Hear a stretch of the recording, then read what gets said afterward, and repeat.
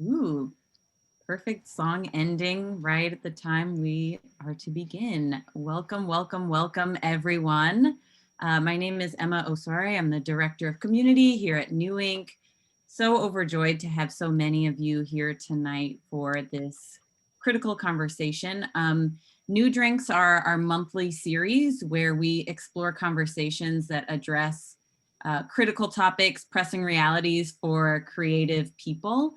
And in these sessions, we'll highlight over the next many months interdisciplinary artists, designers, technologists, researchers, social change advocates, all in and around New Inc. And so welcome again. And before we get started, I just want to do just share a couple of notes to keep this virtual space organized over the next hour or so. If you would add your pronouns to your name in your screen, that helps us just get to know each other and create a welcoming space. You can hover over your picture, click on the 3 dots and add your pronouns. Thank you. And you can choose to have your camera on or off during this event. We hope that you'll choose to have it on, and we are recording, so just want to note that. And then throughout the event, we highly, highly encourage chat culture. So please send greetings, praise, questions, and comments in the chat. There will be a open Q&A period, so fill it up and we'll get some of those questions answered at the end. And before I turn it over to Kelsa, just want to say of, every worm and rabbit hole you could be in on the internet right now, we're so happy that you're here gathering with us. Hey everybody, thank you so much, Emma, for kicking us off. My name is Kelsa. I'm the head of programs here at New Inc. I'm not going to say a ton by way of introduction because I know both of our guests are going to introduce themselves and their work, but just want to express my excitement to see a lot of new faces here today and a lot of New Inc. family members, past and present. We wanted to introduce and go deeper on the topic of co-ops this year as an emergent theme of our conversation, as part of the cohort that is actively at New Inc. right now. As many of you know, we're an incubator of artists, designers, technologists, social change makers, whatnot, and questions around how to push the boundaries on business models, how to create a way of working that challenges extractive and existing capitalist modalities is something that's on the minds of many of our people, not just through the work that they do, but in how they organize and solicit engagement around their work. So as you might imagine, co-ops have been on people's minds as things they want to create, collectivize around, add to their practices, use as sort of supplemental ways of engaging more communities. And we thought it would be no more appropriate voice than Trevor Schultz, who coined the term platform cooperativism and is a leader in the world of kind of reviving the co-op model, specifically in the digital space. So we're extremely fortunate to have Trevor with us here today. And in conversation with a New Inc. member and who's been with us for a couple of years, Austin Robey, who through our program and his incredible platform co-op Ampled has built a movement around artists, specifically musicians, who are looking for ways to sustain themselves and more closely connect with their audiences without the middleman. So yeah, I just want to kind of raise my teacup to both of you, welcome you all to this new drink, and I will pass it over to Trevor to introduce himself and his work. I think you introduced it already a little bit, right? But welcome everybody. It's really nice to be here. Such an honor. I think I know Stephanie for a very long time, and so wonderful to be in this community. I have many friends at New Inc. as well, and just admire the work of Austin. So actually, I thought I would ask him some questions too. So to like turn the tables here, but let's just start, and I can say a little bit about what I do, and then hopefully I can also get a few questions into Austin. Okay, let's see. So let's try this. I have don't get no worries. I have an extremely short presentation here.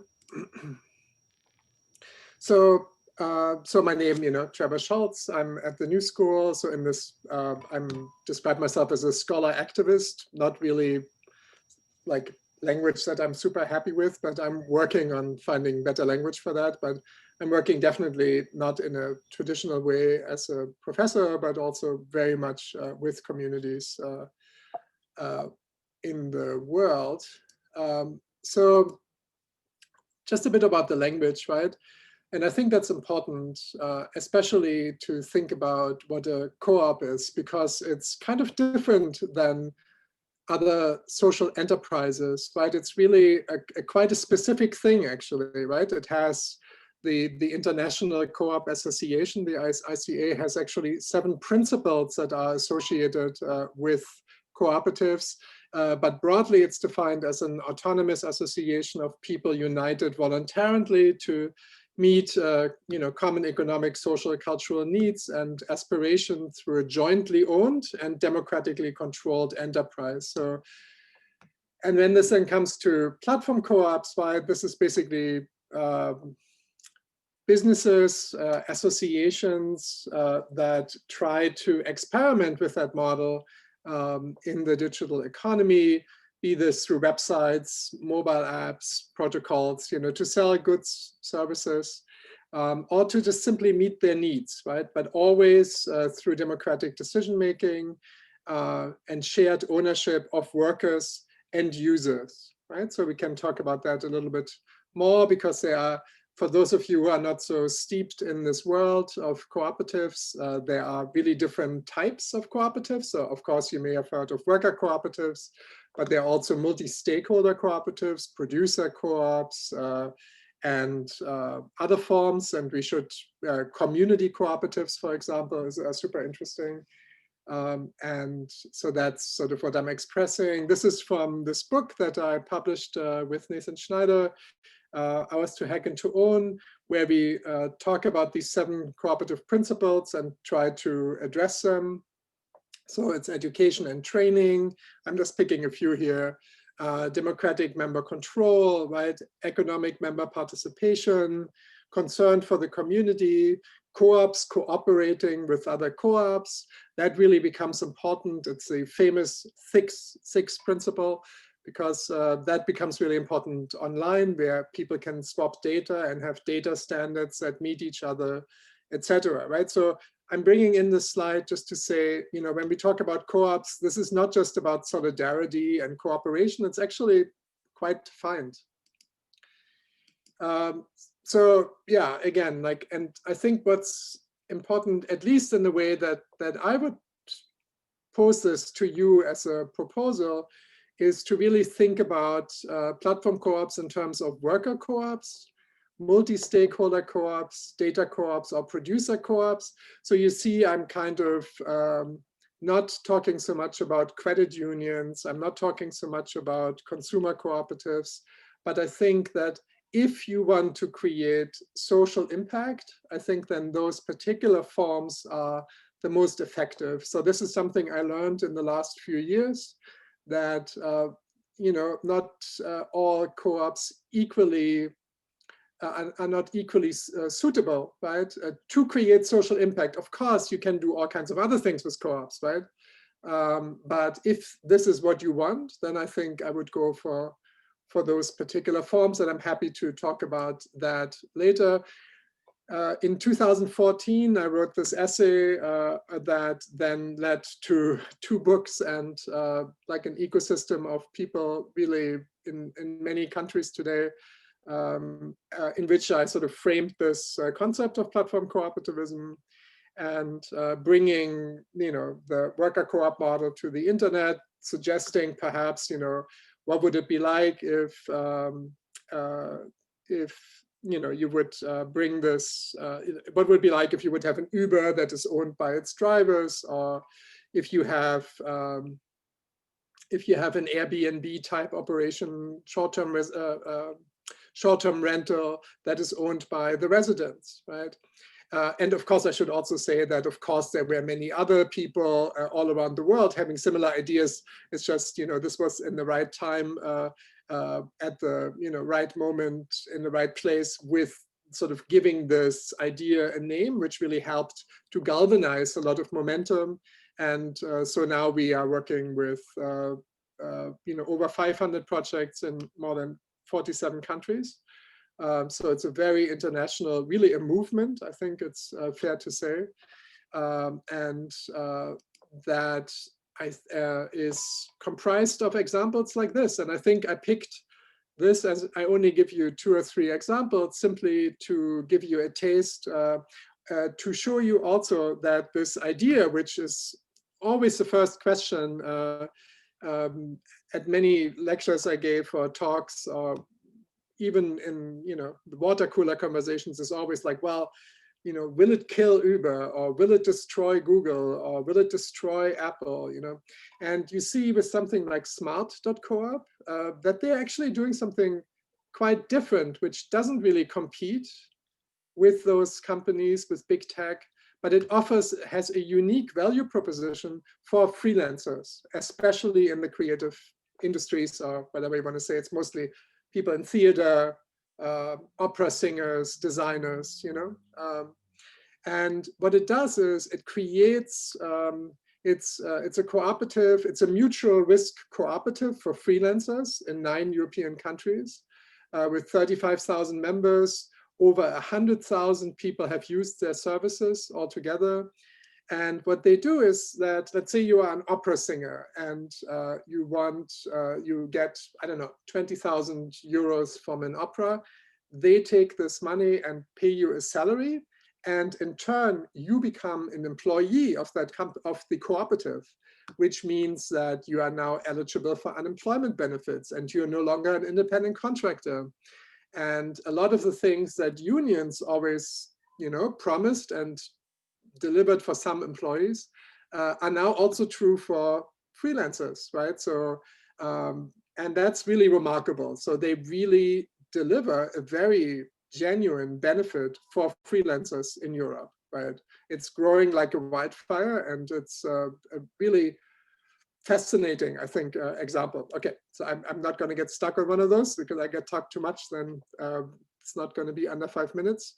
So we have Up and Go in New York City and soon also in Philadelphia, which is a very small group of women who offer home cleaning through a cooperative. Another lesson here, right? So a lot of the examples that we saw succeeding are quite small and local, right? Also with Smart, they are local chapters. And they meet under the umbrella of a platform, which then creates this larger enterprise, which then can compete in the market, right? But they are in themselves, the co-ops are very small, right? I think here it's like 8, 10 women in one of the 3, 4 cooperatives that Up and Go has represented. And it's essentially, mobile-ready website and eventually app that people can use to order home cleaning services, right? And it's really quite different in how it's designed. You will not have worker profiles, so you cannot pit workers against each other. All of these things play out. So it's a really like a value-sensitive design. Just these 2 examples to start with. And so over the years, we then created this hub, right? The Platform Corp Consortium, which sort of started in my basement office at the New School, which didn't have a window and was very small. And I received a lot of emails and calls, basically people asking to help and to join. Very frequently people asked to join, and I said, like, join what? There's nothing to join, right?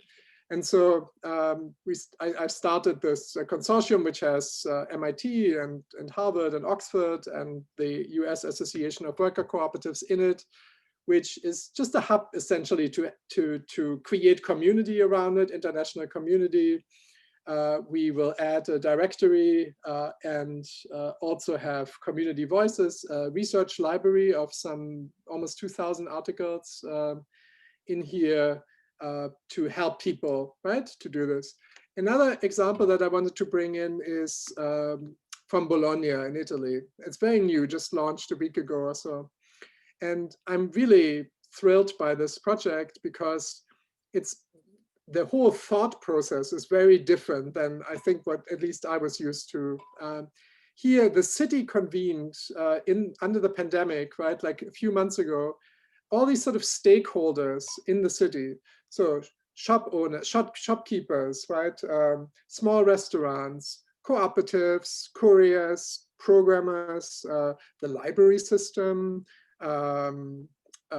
like pizzerias, a bread factory, and they asked them what they need in the pandemic, right? There were old people who said that they feel incredibly alone and isolated. There were the people who produced this bread and couldn't distribute it. The library said we can't get our books to people, right? So could you help?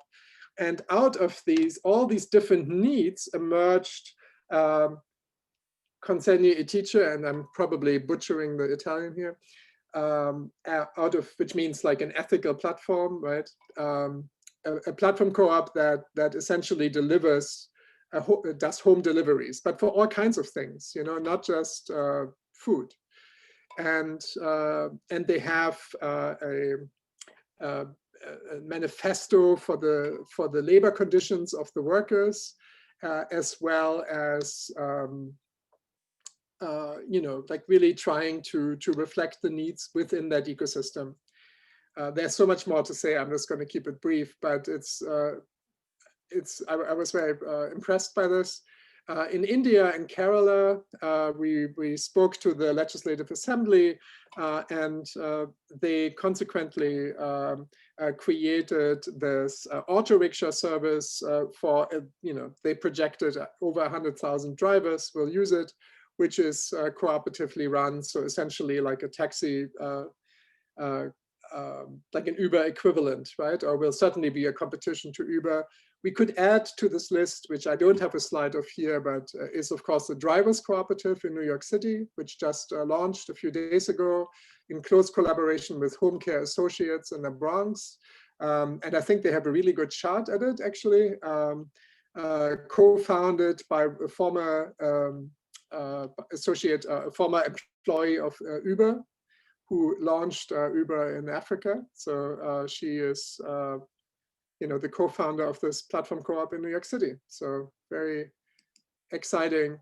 There are projects that focus on data ownership, like My Data, and there is a federation of bike couriers across Europe with now 47 cooperatives that all use this one platform, Co-op Cycle, that's hosted in Paris. And it's open source, and you can use it if you are a local courier cooperative, right? Fairbnb, like describes itself, right? Short-term rental with now over 500 hosts. And again, like ending with our library, where you can find lots and lots of articles on all of this. And of course, there are also books if you are interested in that, to sort of get a more in-depth introduction. So I think that should probably suffice for now, and maybe be a nice start to, I don't know, start a conversation, or you asking excited or angry questions, or I don't know. Or Austin saying, "Why didn't you show Ample?" I don't know. I'll give a short intro to Ampled, not like a presentation. I'll just drop the link in here. Then we can have just a conversation about co-ops. But Ampled is it's like a Patreon-like platform for musicians for direct recurring support. And it is a cooperative, so it's collectively owned by its artists and workers. So I think like what is like a way that I would describe cooperative platforms to a lot of people is like user-owned platforms. So instead of investors owning it, there's the people that actually are using and relying on a platform owning it. So we opened up the platform about 6 months ago. We have one artist paying her rent on the platform, which is great. We have several hundred artists that have signed up. We have our first board elections next month, which I'm really excited about. So we'll have different officers for workers, like secretary and treasury. We'll have 9 boards directors, so 3 from our artist worker community, or 3 from our worker owner community, 3 from our artist owner community, and 3 from the broader community. So yeah, that is ampled, and I was thinking that one of the funny things was that I hadn't even really heard of co-ops until like 2 years ago. I didn't even really know anything about them. I mean, I knew what the Park Slope Food Co-op was. I'd never been. It sounded cool. You know, I had at least heard of that before. But it was Ours to Hack and to Own was the book that I picked up, and I was like, oh, whoa, these are like really big ideas. And then I got turned on to this idea of like collective ownership. And I think I was asking myself questions from the book, which is like, what if Airbnb was owned by the host? What if Instacart were owned by the shoppers? What if Uber were owned by the drivers? I feel like that is a really interesting question. And maybe, you know, since so much of this hinges on ownership and why ownership is important, I'd be curious to hear your take on just like hammering home why people should care about ownership. Ownership means control, right? It all hinges on control. So if you take money from a venture capitalist or from investors, they control you. They have a controlling interest in your business, right? That is just part of that business model. And it's really, many people are not aware that there is another way. You know, there is actually another way. And so by, for example, you know, having crowd equity, so potential members investing, like has been the case with, you know, Equal Care Cooperative in Manchester or with Fairmondo in Germany. They raised around $600,000-700,000 in their investor round from the community, right? Other groups take loans. Now, you know, we are working on making this easier, but that's how people started.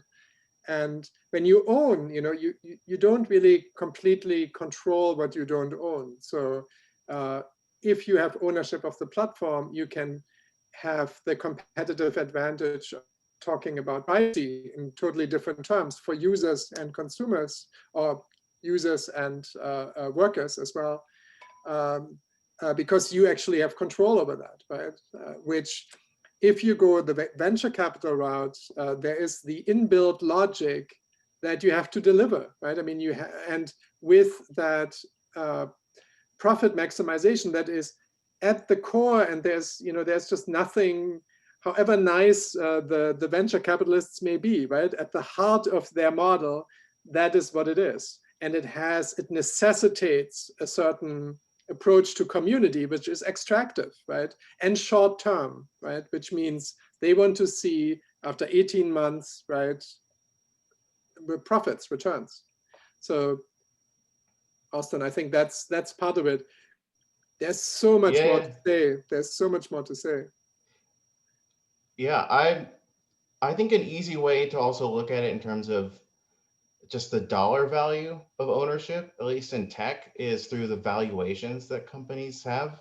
You know, especially through companies that are rely on user-generated content or on other communities using specific platforms. So like we are more directly ampled as to a platform like Patreon, which if you looked at it as a case study on how venture capital determines behaviors, it's a pretty good case study.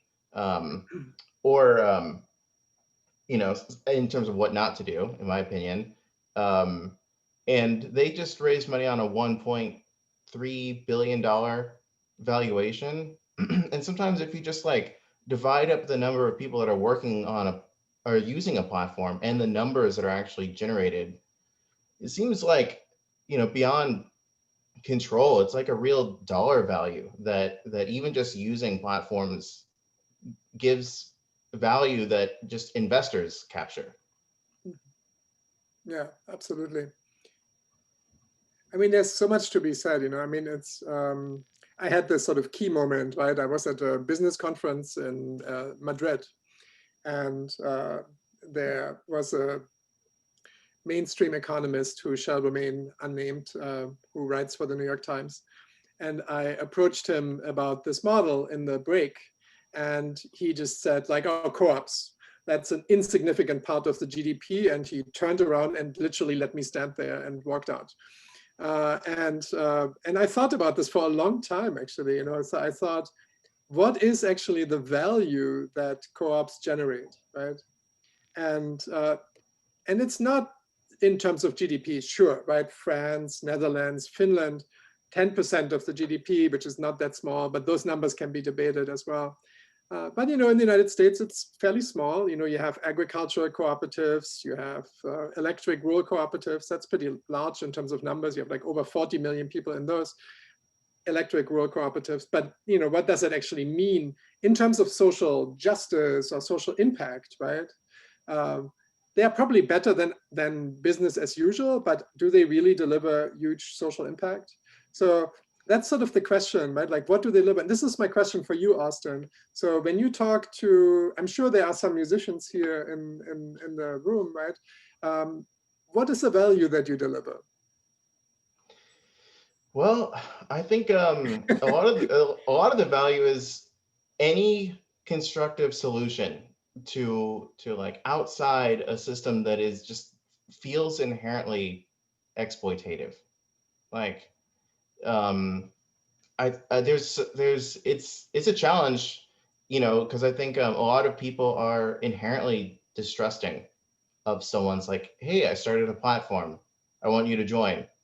And then, a guard goes up. I think especially with musicians that are very conscious of their image and far more likely to be just like left leaning and kind of like protective of kind of like community-based ideals.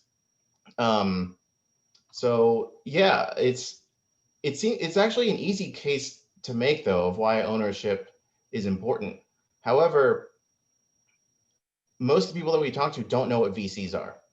They are unfamiliar with like kind of like the funding mechanisms, which of course people should be forgiven for not knowing that. It doesn't matter to so many people, but there is like this extra step of explaining how startups work, like dissect it a bit. So what I would say is, in comparison to a platform like Patreon, we'd say like their lead investor, their first round is Thrive Ventures, owned by Jared Kushner's brother. Look, the TechCrunch article talking about most likely acquisitions is YouTube owned by Google or Instagram owned by Facebook. So like, if you put it in terms like that, like, would you feel like your creative practice is safe on a platform that can be sold to Google or Facebook? You put it that way, it's like very clear, like, no, I'd rather be a part of this, thing that resembles like a community that I'd rather participate in. So part of the value proposition seems to be culture, right? I mean, I was talking to another cooperative music streaming service yesterday, and they were pretty clear about this, that really for them, creating a culture around music, right, which involves fans and musicians, and it's a social network as well as so they know each other, they respect each other, and then there's a sort of economic exchange as well. So that made a lot of sense to me.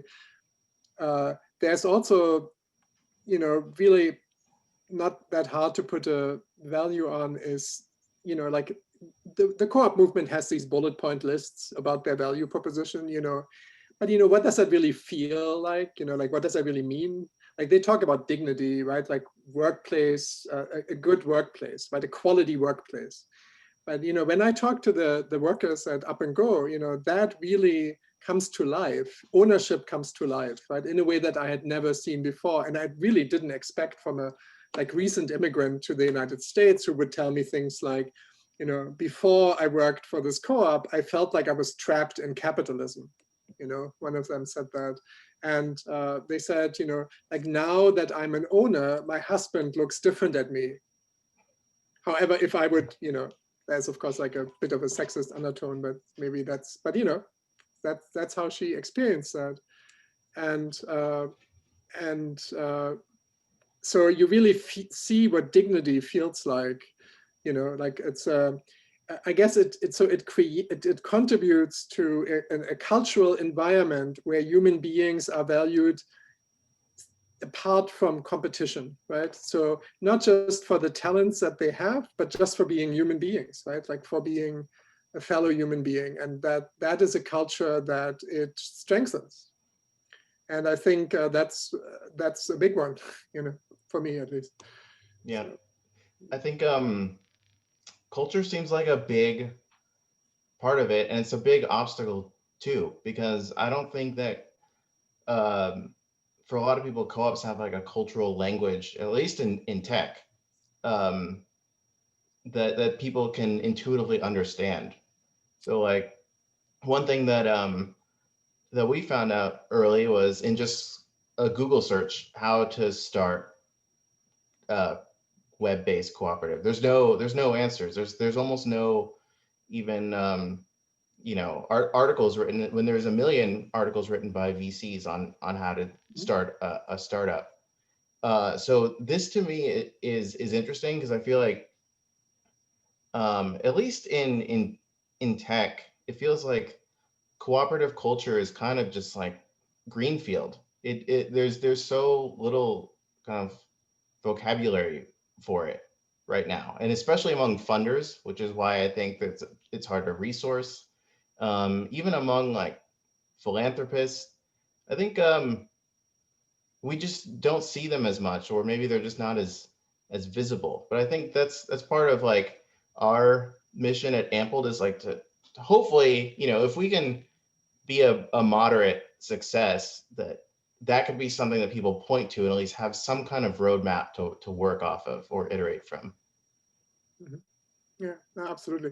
Now, I think what, you know, let's say impact investors always want to know is they may be willing to support something that doesn't have a huge profit margin, but they definitely want to know what is your social impact. You know, there's always this language around that. And, you know, that's, and I think this really, you know, we really need to think about this because it's, I think it's very hard to quantify in dollars, right? So because like, how do you quantify this culture, this dignity that changed these people's lives, right? Like without any doubt, right? Like the people we talked about, the people I showed in the slideshow, like the 35,000 people associated with SMART, or the very small number of people who work with Up and Go, right? But nevertheless, and they are working on scaling that model as well. So, yeah. We're already quite far into it. Do we want to take a question, or like if somebody wants to jump in? I don't know. Well, I have maybe something to riff off of that. Right? Yeah. Okay. And we could then kind of like turn it to maybe like a New Ink focused conversation, because I think a lot of us at New Ink are thinking about some of these ideas. One thing that I would just say about impact investors, maybe this is a bit of a rant, but I watched a talk at the last Platform Cooperative conference. Amelia Evans was saying that you know, impact investors don't use ownership or governance criteria for what's for their investments. Like it's just something that they don't care about. And Amelia was saying that impact investors should be ashamed of that. And hopefully that's something that changes, that people thinking about impact investments from now on will have to think about who owns it or who controls it, which I think is left out of the conversation a lot of times. And in New Ink specifically, I mean, there's a lot of creative social entrepreneurs here. I don't think anyone at New Inc, from my experience here, has a project or a company that is purely commercial in nature. There's kind of like always a second bottom line of some kind. But sometimes when you're actually building the thing, it can be hard to rethink ownership or just setting things up even differently, or like having to challenge what a corporate lawyer is telling you is the best advice on how to structure a company. So I don't know, maybe I would just turn this to you of like, there's a lot of people here that I think would be interested in rethinking ownership as part of a practice. Like, why? I'm curious, just like what have you heard from people that are maybe understand the value and want to learn more, or where to go next? Well, I don't know, don't want to be self-serving here, but we are teaching a course with Mondragon, so the PCC with Mondragon, which is the largest worker co-op in the Basque Country. I mean, the largest worker co-op in the world, but like located in the Basque Country, they have a university as well. So we're co-teaching this course, which is a way of getting started if you want to get serious. So we will offer it again in the spring. And we had, like people from over 40 countries, and currently work with, again, like close to 400 people in there. And the course is structured in a way that the first part is an introduction, and the second part is actually an incubation. So and I think, Austin supported Ample supported the course as well, like in the first edition. So we are continuing that and sort of creating this sort of incubator model also in the United States, supported by several co-op developers. So that would be one way of getting started, if that's where your question was heading. But there are lots of questions to think about, like how do you want to incorporate? I don't know if that's something that's interesting to explore. There's the LLC model. So we worked for 2 years really on just a few pages, thinking about what you can do with LLCs to start platform co-ops. Because one of the things that we want to make sure is that there are no sort of fake platform co-ops, right? Or like co-op washing is starting already. So we want to make sure that they can't be demutualized, which means that you make sure that your platform co-op cannot sell to Google or Apple, right? Or like to one of these big actors. And so that is clear. And one way of doing that is by basically having these organizations have us, the PCC, as an external partner, which has to sign off on it, and then we write in our bylaws that we will never sign off on it, right? So that institutionally we are bound to never agree to a demutualization. So even if I leave or everybody quits, this still will never happen. So that anybody who joins a co-op like that is assured, right, that that will not be an option, and that it's really for the long term, it's really to employ its members, right, and to service its community.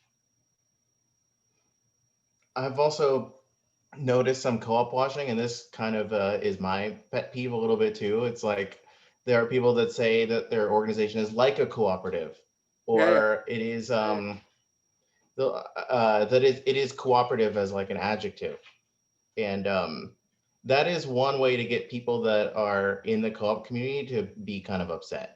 So I mean, it's difficult, right? I mean, what I always say is, look, it's not a cult, right? So ultimately, it's not about like growing co-ops and make them as large as possible and with as many people as possible, but no, right? I mean, it's not about co-ops for co-op's sake. It's for the results that they create, right? I mean, that's the ultimate goal, right? It's actually bringing about change and making life better for more people, right? So if that, I happen to think that particular forms of co-ops can be very useful for that, right? But they are certainly not the only answer. So I'm a little bit more forgiving maybe than you are when people do that, though there are real abuses, right? I mean, in Brazil, for example, there were massive abuses in the late 1990s because co-ops could only employ independent contractors, so you could not be an employee of a co-op. So suddenly there were tons and tons of co-op everywhere because nobody wanted to pay benefits for their workers, and that had actually the opposite effect, right? It disenfranchised workers and rather than supported them. So you want to avoid things like that, obviously. I think yeah. There's the co-op washing isn't something that there's a ton of yet, but, and maybe this will like segue into predictions and we can go to questions. But I feel like this is a model that I see, at least anecdotally. If New Ink is a bit of a bellwether, I've noticed some more interest here, you know, even from like year 6 to year 7. And I sense not like a huge uptick, but I sense like a cultural shift to wanting to look for answers in what to wealth inequality, to concentrated ownership. So I see this happening. I see this model picking up steam. And then one of my predictions is that co-op washing will be like a real problem where there might need to be like some kind of certification. Because if it's something that people recognize as a positive thing, then people are just going to say that they're a co-op and not understand what it is. Absolutely. I think that's a really nice segue, Austin, into this question from Joshua, which is, I think, kind of probing at this idea of what co-op washing is. Like, how would you characterize the movement? Why would people want to co-opt it? Zero pun intended there. and what is the sort of, you know, I guess you've described the risk, but what is the positive change that people can ride? Well, we got at this before, right? So what are the values what is the value proposition? What are the benefits that co-ops create? And platform co-ops are often acting like other co-ops, and sometimes they are really unique and different, right? So it really depends. But I think we started to get at this, right? I mean, so, you know, fair pay, right, is I think one of the things that is associated with platform cooperatives. Like a valuable, like a high quality workplace. So this term that is kicked around so much of dignity, right? But like I tried to get at this, right? I mean, it's really felt dignity, right? So that that it's not a meritocracy, right? But it's essentially, it's not like who has more talent necessarily is served by the people who don't have any talent, or, you know, things like that, but more like a really human-centered economy, right? Which also may make place for people with disabilities, right? Which is more, you know, racially inclusive, you know, conscious of gender disparities and things like that. So, and you could add to this list, of course. Yeah. I mean, but can I just say one thing? One thing I want to say more. And I think that's really crucial. Sorry, apologies, Austin. But I really think that this right now, this is really a cooperative moment, right? And this is not something sort of shooting from the hip, right? I mean, this is based on research, right? So it's exactly in moments like this when the cooperative model kicked in. And I think this is reflected in this uptake of cooperative activity also at New Ink, right? Because historically, always when safety nets that were created by governments, communities, or families fall apart, that's when co-ops emerged, right? And this is exactly what we're seeing right now, and I think that's why that makes a lot of sense. For Up and Go, I mean, you showed Up and Go in your presentation, and I've met them, and they're really great. And for them, it's like, you know, like handy, kind of like a home cleaning service booked via app owned by the domestic workers, and they get paid twice as much doing it this way. And when COVID first hit New York, when everyone was, like really uncertain and scared, they didn't have to put themselves in like vulnerable positions for their health. They were able to choose what to do in that case. And I remember seeing, gig workers out working because they had to, when things were really rough and scary in New York. And that to me was like a immediate huge benefit for, these workers owning their own platform. You saw it in India with cooperatives as well, where domestic workers, I don't know if you read these stories, but had to walk home, sometimes across India, right, in the pandemic, while cooperatives like the Saber Federation basically, quite quickly provided food and then also remote work. So it was a moment where you see what co-ops are for, because they really kicked into gears. Should we open up questions? Yeah, I would invite, we have another from Todd in the chat. And while I let you, Austin and Trevor, give that a read, I would also invite anyone who wants to, including you, Todd, to unmute yourself and ask if you'd like, or phrase your question in a way that feels natural to you, or pop them in the chat if you're more comfortable with that. Also, people who are co-op curious and maybe want to start one, but are like, what is step one? Why would I do this rather than a 501c3? What does it mean to like get started? We're here for that conversation as well, so feel free to ask your specific questions there. But maybe leading with Todd's question here around the role that trusts might play. Do you want to take this, Trevor? Yeah, sure, absolutely. Well, it's a large topic, right? So I think trust in general it's another value that co-ops bring because of their local character and because they're often small. So one thing that I think will be essential for co-ops going forward is data trusts and data commons, right, as you describe and probably allude to, Todd, I would assume, right? That follow the 6 principle, right, that I showed in my slide, which is, co-ops sharing with other co-ops, which, corporations do as well temporarily, but not on a sustained and level like cooperatives can. And so I think there is a lot to be gained in that area. There are quite a few initiatives working on this, also on cooperative data trusts for smart cities. For example, I wrote a research paper on that for the Toronto Sidewalk Labs project. And then they packed up and left Toronto, but not in response to my proposal. And yeah, so I mean, there are definitely a lot of projects underway that try to bring Eleanor Ostrom's thinking about the commons, right, the organization of the commons into play for cooperative resource sharing and the cooperative data commons. That's sort of what comes to mind off the top of my head. Yeah. Thank you. Yeah, sure. Are you working on that, Todd? Or?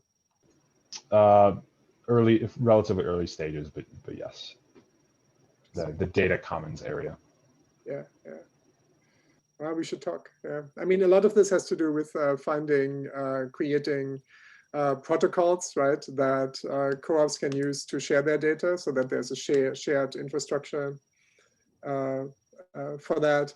I think a lot of people in the co-op movement that I work with are very taken by Tim Berners-Lee project Solid, right, which I think has a very particular proposal for data sharing as well.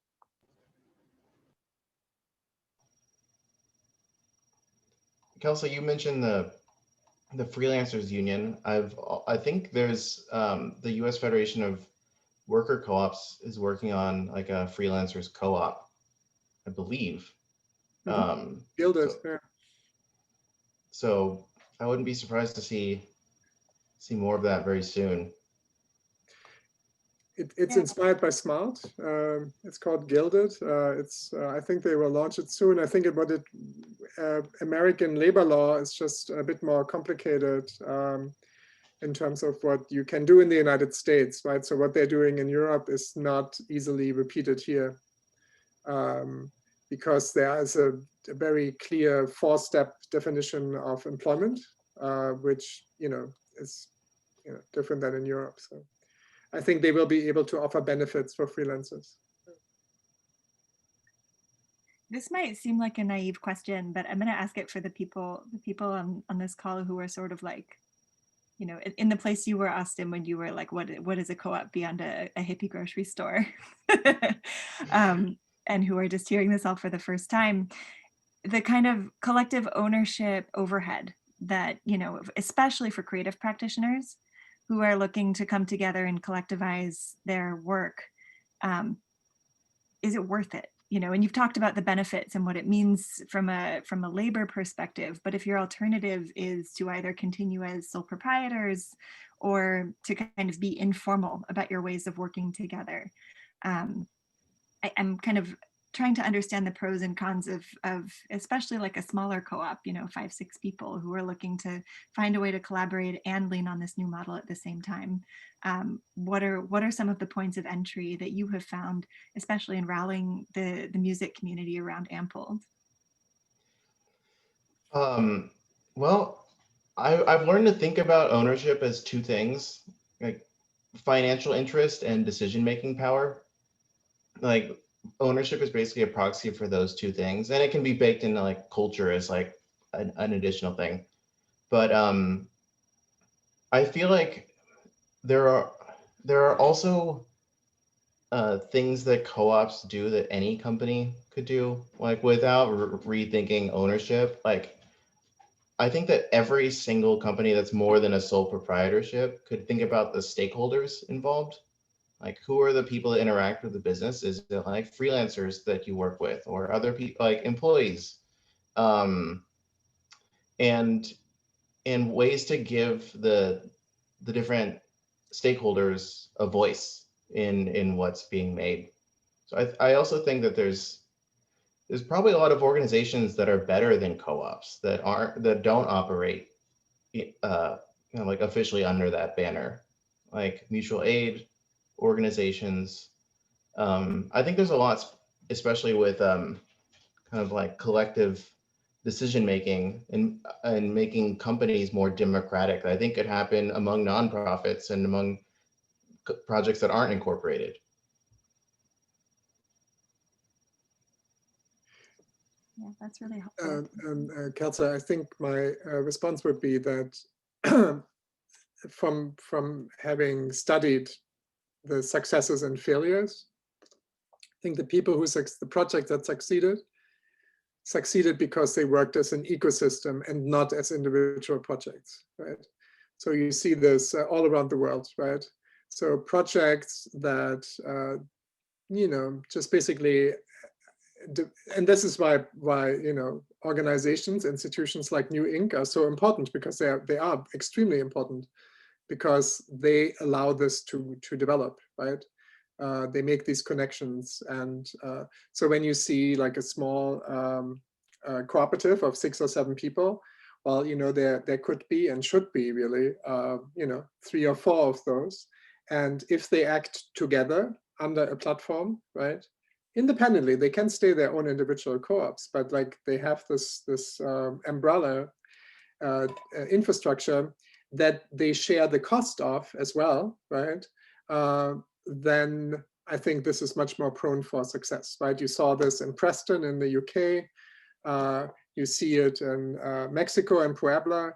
You see it in, there are endless examples of that a federation of small cooperatives competes, right? Has a higher chance of competing than an individual project. Love that. Can I jump in? I once started one of those crusty hippie co-op grocery stores, and thinking about, and as a co-op, Thinking about what Trevor just said, and of course through my work supporting entrepreneurs for so many years, it's so true. I mean, the work that we did on that co-op, it was a lot of work. It was a big deal. You know, we had to raise capital. We had to build a huge community. We had to get buy-in. I mean, it was insane. But having this very resilient, flexible network of co-founders who were all equally invested as community members meant that none of us burned out. We were all just happy and in it together, and like kind of very fluidly in a way that I've not experienced since, really just able to pass the baton like very magically amongst each other. You know, like I'd have to go out of town on business and it would be not a big deal. Like, whatever, I'm gone. I'll see you guys later in a month. I literally went on a month-long trip in the middle of that project and it was fine. So yeah, Trevor, your thoughts really resonate with me. I mean, there's so much to say, you know, it's like from burnout, right? I mean, self-care is like a really important thing as well, right? We saw so many people burn out, you know, that's also a question. It's helped Ample quite a bit. I mean, bringing people on, a lot of people working nights and weekends, and figuring out like ways to measure labor input as like an investment, and that kind of like collective participation. I think it has helped people not get burnt out, and it's allowed us to resource ourselves in ways that like would be impossible if we were VC funded. It's kind of like it actually unlocked through constraints, like some really interesting opportunities to grow in a really different way, which is only possible when people have ownership.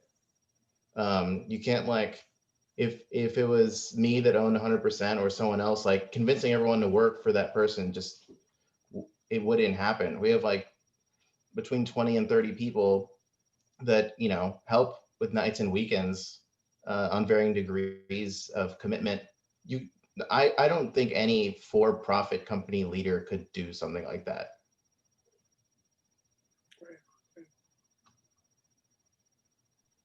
Absolutely. You know, other advantages are that co-ops, once they got over this difficult start, right, are also much less likely to fail, right?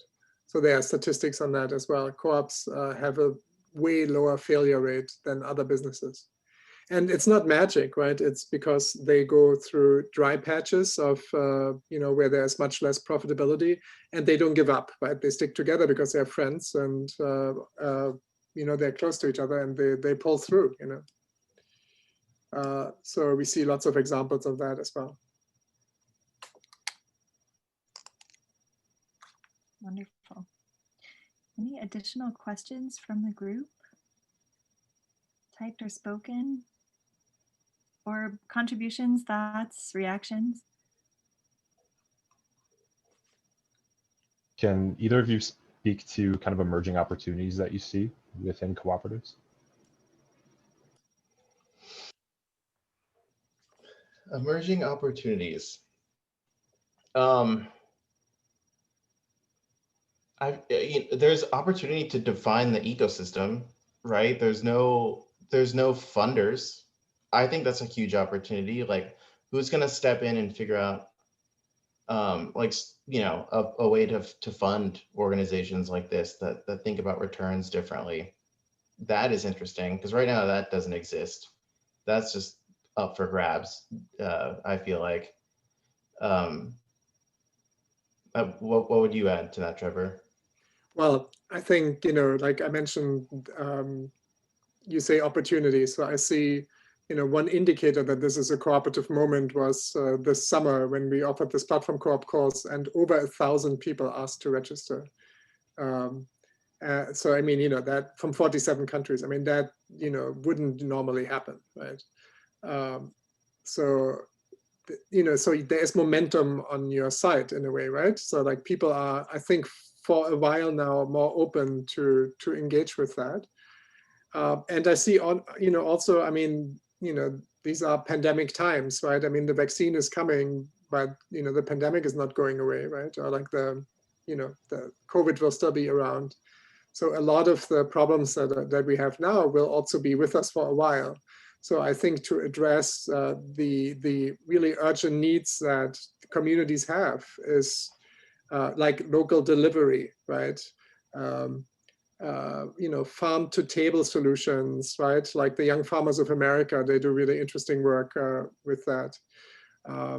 And so I think there's just a lot of momentum on our side, and a lot of people interested in distributed ledgers. So how can you bring distributed ledgers together with cooperatives? How can you scale solidarity? All of these. I would add one. I mean, based on the interest of the class, where 1,000 people signed up, it feels like an opportunity in that there's so much outsized demand for learning about these models and like practical ways to implement them, and such a deficient level of like information sometimes on how to do that. That to me feels like an opportunity too. That's great. Perhaps in closing, we can continue this conversation on infrastructure with Charles's question around free and open tech. Is that supporting some of these ecosystems? I mean, it's in the DNA of this movement, is definitely the aspiration to open source, right? There are some groups that went source available instead of open source.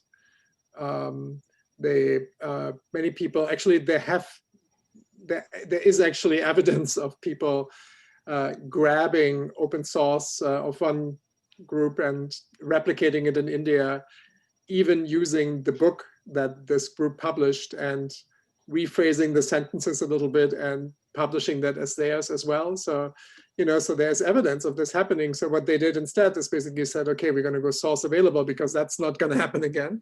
Other people think about, I think, very important discussion about licenses, right? So, so there's a peer production license, which is very cool and hip, right? And then there's a way less hip and less sexy Creative Commons license, which has one version, the Creative Commons Plus license, which allows you to say, my code cannot be used for commercial use at all, except by cooperatives, right? So you have an exemption clause where you can allow one group to use it. So I think that's another really interesting discussion, but there's a lot of debate around data sovereignty and like data ownership, as I hinted at with my data, right? Like patient data ownership. Savvy in New York is maybe a bit relevant to that as well. Yeah, we have a peer production license on our like documentation and in our bylaws, which means like any other worker-owned organization is free to use what we've written. We've had conversations about open source stuff too. I think from the developer side, it seems like less understanding of how that would benefit us. And I think it seems aligned in like a spirit of generosity. But we also, there's just like a certain amount of resources that is required to manage things like that. And we already have enough structural kind of like forces working against us that like, it's at least not as like a short-term goal to open source everything now. Yeah, I mean, I'm mostly interested, like my passion lies with the Global South, right? And if there's any hope for projects in the Global South, then it's open source, right? Because they will never be able to pay people to code platforms. So this idea of sort of an ecosystem approach where there is a digital platform, digital infrastructure available that can then be shared across the ecosystem, that I think is at the heart of success for projects there, That, I guess that's why I feel passionate about it. I also feel passionate about it because I saw several times people spending several $100,000s, right, to code the same thing, right? I mean, that's insane, right? I mean, that's really insane. people who wouldn't even compete in any way, shape, or form, right? I mean, it's important. Right? They had no interest of working outside of their own city. They were like on opposite coasts. Like, I mean, what the hell, you know? So I mean, it's that is, but I understand the reasons, right? So that it's about money too, right? Because if you want to comment code, right, you have to clean it up, you have to comment it. That's time, that's money, right? People feel self-conscious about their code, you know. Yeah, you know. Mm-hmm. One and this is just like throwing this out there in the universe too, but that's a conversation that we have had at Ample too, because we defined who the platform is for, and it's for musicians. Our acceptance criteria is specifically people that record and perform music. But if there's a community of podcasters or YouTubers or newsletter writers or illustrators that could use a similar kind of like patronage type recurring platform, like our internal debate has been, well, why don't we just let them use the code? Like, we're not trying to extract value from their communities, and it's like not competitive with what we're doing. So it would make sense just to share that code. I mean, maybe that's specifically for you, Trevor, just if anyone comes across your desk. Yeah. Many, yeah, great to know, yeah. Also, like the Drivers Co-op in New York did something that I've never heard of, which is they bought an app. Not a subscription to the app, they just bought the app. $6,000. Well, I don't know if I can share that. Keep it, but yeah. So you know, not even that expensive, and you know, it's not perfect, but it's something to start with, and it's something that, you know, once they become more successful, can revamp. You know, but I thought that was also a very pragmatic approach to just say like, oh, we're just going to buy it. You know. Of course, then they have to customize it, right, and all that. And of course, programmers usually get a heart attack when they hear this, because they want to code everything from scratch, and this has to be the, you know, product of their labor. But I think it's a very pragmatic, good solution. And on that note, I'm going to wrap us up, and thank you both so much for being here, and all of you in attendance. If you're new to Austin or to Trebor or to Newink, Trebor mentioned in the chat, you can join the PCC newsletter on their site. Also, as far as we're concerned, to keep up with events like this in the future, check us out on Instagram. I just dropped our handle in the chat, as well as Twitter. And we're just really thrilled to have you all here, and hope that you have a very, very safe rest of 2020 and a bright and hopeful 2021. Thank you all. Have a wonderful, wonderful rest of your evening. Thanks, y'all. Thank you. Thank you.